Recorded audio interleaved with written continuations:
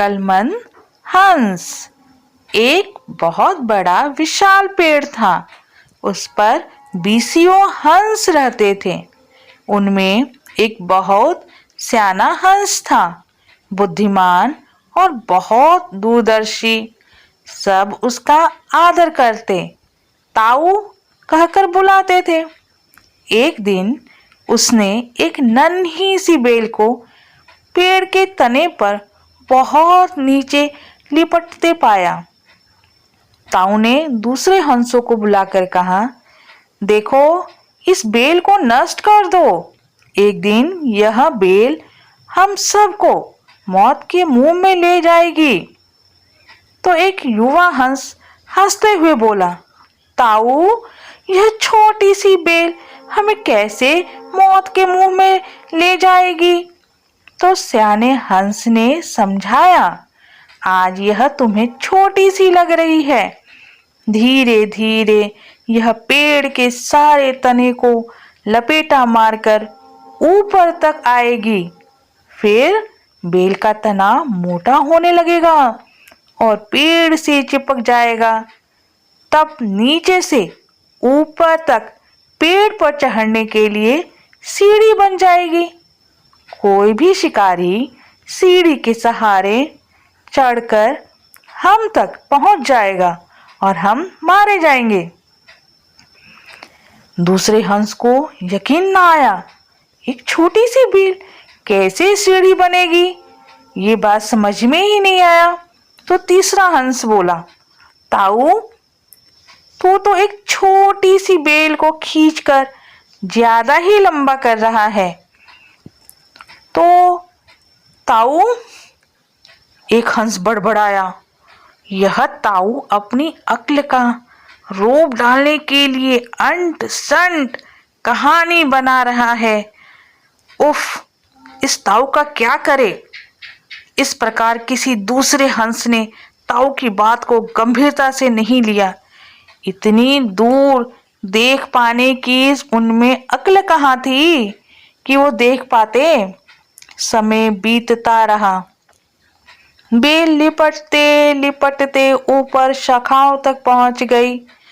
Bell का तना मोटा होना शुरू हुआ और सचमुच ही पेड़ के तने पर सीढ़ी बन गई, जिस पर आसानी से चढ़ा जा सकता था। सबको ताऊ की बात की सच्चाई सामने नजर आने लगी, पर अब कुछ नहीं किया जा सकता था, क्योंकि बेल इतनी मजबूत हो गई थी कि उसे नष्ट करना हंसों के बस की बात नहीं थी।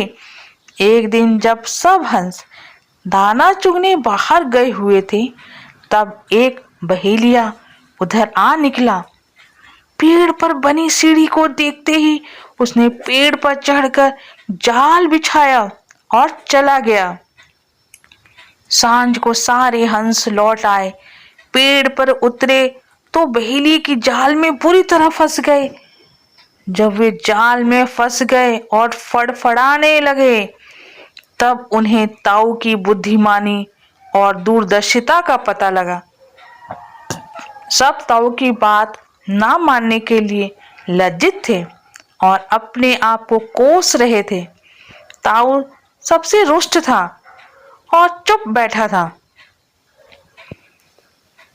क्योंकि किसी ने उसकी बात मानी ही नहीं थी। एक हंस ने हिम्मत करके कहा, ताऊ, हम मूर्ख हैं, लेकिन अब हमसे मुंह मत फेरो। ताऊ, अब हमसे मुंह मत फेरो। दूसरा हंस बोला, इस संकट से निकालने की तरकीब तू ही हमें बता सकता है ताऊ। आगे हम तेरी कोई बात नहीं टालेंगे। सभी हंसों ने हामी भरी। तब ताऊ ने उन्हें बताया, मेरी बात ध्यान से सुनो। सुबह जब बहेलिया आएगा, तब मुर्दा होने का नाटक करना। बहेलिया तुम्हें मुर्दा समझकर जाल से निकालकर जमीन पर रखता जाएगा और वहां भी मरे समान पड़े रहना। जैसे ही वह अंतिम हंस को नीचे रखेगा, तब मैं एक सीटी बजाऊंगा और मेरी सीटी सुनते ही सब उड़ जाना। है, सब मेरी बातों को ध्यान से सुनो। सुबह बहेलिया आया। हंसों ने वैसा ही किया जैसा ताऊ ने समझाया था। सचमुच बहेलिया हंसों को मुर्दा समझकर जमीन पर पटकता गया और जैसे ही सीटी की आवाज के साथ ही सारे हंस उड़ गए, बहेलिया अवाक होकर देखता रह गया। हमें इस कहानी से सीख मिलती है कि बुद्धिमानों की सलाह हमेशा लेनी चाहिए। धन्यवाद।